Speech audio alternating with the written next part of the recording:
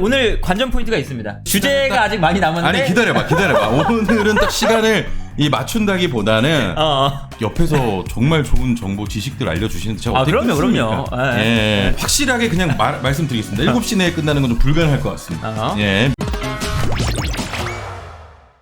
정우영 선수의 오피셜이 떴습니다. 이제 슈투트가르트고 슈투트가르트가 이 프라이부르크에서 뛰던 한국인 공격수 정우영 영입했다. 계약 기간은 26년 6월까지 3년이고 네. 등번호는 10번이라면서 공식 발표를 했습니다. 이적료는 약 42억 원 정도라고 이제 밝혀졌고요. 정우영 선수도 입장을 밝혔어요. 슈투트가르트 강한 팀이고 이곳으로 이적한 건 내 커리어에 있어서 한 단계 발전한 것이다. 이렇게 이제 또 소감을 밝히기도 했습니다. 자, 그 프라이부르크에서 입지가 좀 좁았고, 그러면서 이제 슈투트가르트에서 원한다, 오퍼 들어왔다, 그리고 이후에는 나폴리 이적도 있었는데, 결국 슈투트가르트 오피셜이 떴습니다. 일단 두 분 반갑죠? 이 슈투트가르트 이적. 잘 된 거라고 보이죠. 일단 그 감독부터가 제바스찬 헤네스잖아요. 헤네스. 이 사람이 이제 그 19세 이하 바이언 감독을 하고 바이언 2군 감독도 했었거든요. 그때 이제 19세 이하 감독이었을 때 정우영 선수를 영입한 게 바로 이 제바스찬 헤네스입니다. 은사죠, 은사. 예, 그 왼쪽의 사진이 이제 19세 이하 때 처음 이제 그 바이언 입단했을 때 사진인 거거든요. 정우영 선수가 그 바이언에서 프라이부르크로 이적을 했었을 때 포칼 딱 한 경기 출전하고 나머지는 이제 2군 팀에서 뛰었었거든요. 그때 제바스찬 헤네스가 다시 한번 겨울에 이제 자기의 제자인 정우영을 불렀었고요. 정우영 오고 나서 정우영이 후반기만 뛰었는데도 1골 8도움을 올리는 괴력을 과시를 했었고 그러면서 바이언 2군이 우승을 했어요. 3부 리그. 이제 헤네스 감독과의 또 좋은 추억도 있고 은사이시기 때문에 일단 슈투트가르트 행이 굉장히 또 반갑다 이런 얘기였고 정우영 선수의 플레이 스타일을 보면요. 일단 발전이 필요한 상태예요. 이제 어쨌든 유소년 팀에서 또 프로 무대로 올라오고 또 프로 무대에서 어떻게 자리 잡느냐는 정말 다른 얘기거든요. 그러니까 이제 정우영 선수가 유소년 팀에 있을 때 이제 연령별 대표팀을 할 때는 빠르다. 돌파력 좋다. 이런 평가를 받았어요. 근데 이제 분데스리가로 올라오면서 프로 무대로 올라오면서는 분데스리가에서 측면에서 뛰는데 돌파력이 장점이 아닌 선수가 됐습니다. 당연히 프로 무대니까 다르기도 하고요.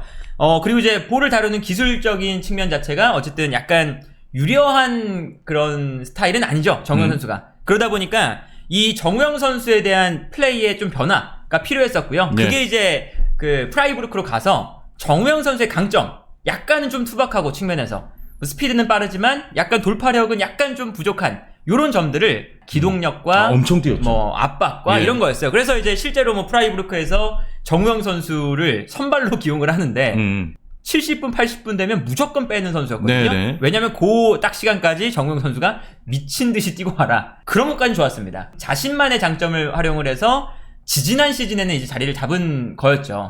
근데 지난 시즌엔 약간 또다시 또 벽에 막혔어요.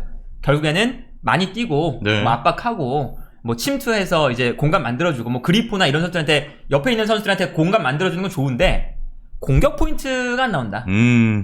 이건 또 이제 공격수로서 특히나 분데스리가에서 뛰는 공격수로서는 좀 치명적인 부분이었기 때문에 결국에는 그 도안리치한테 밀렸다고 봐야겠죠. 주전 경쟁에서 좀 밀려버렸습니다. 근데 일단 프라이부르크의 슈트라이 감독 자체가 이제 많이 뛰고 압박 많이 하고 그리고 이제 4-4-2 포메이션에 기반을 한 그런 축구를 구사하는 감독이긴 했었거든요.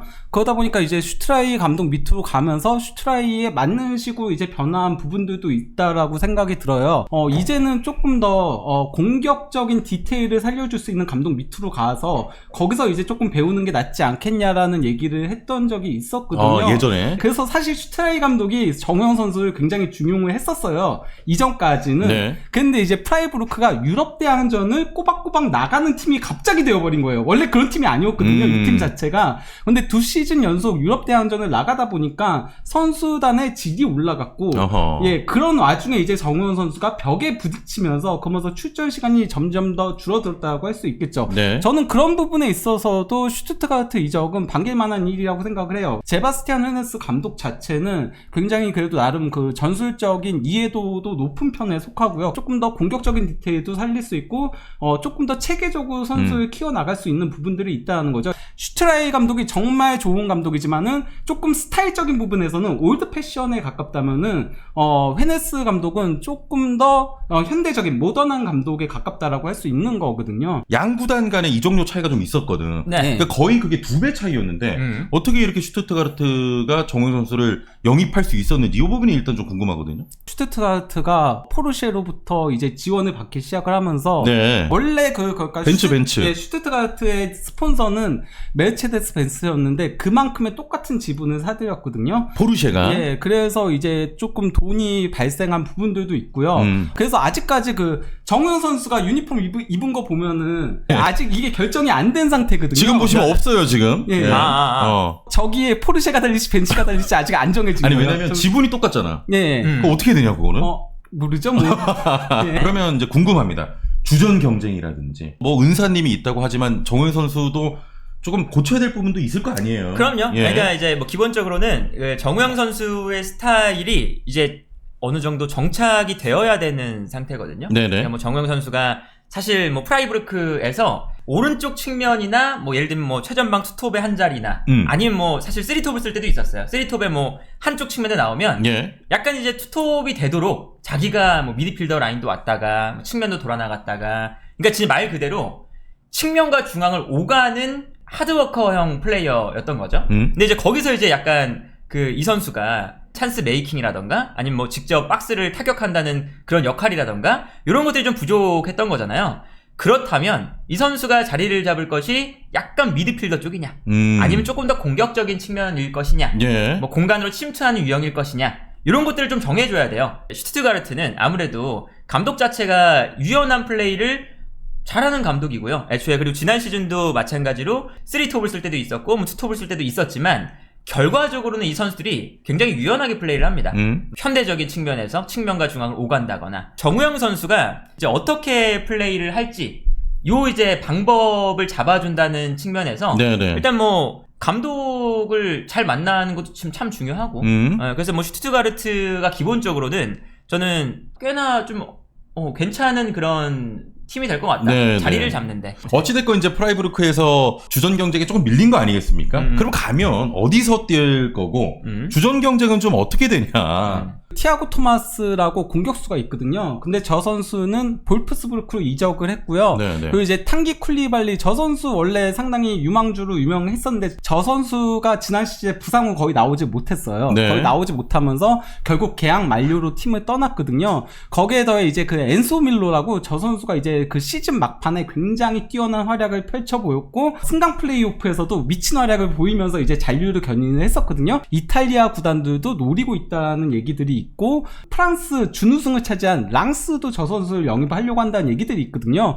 그러니까 저 자리에 공석이 발생을 하는 거예요. 그렇기 때문에 저 자리를 맡기려고 이제 정우영 선수를 네. 영입했다라고 봐도 무방하거든요.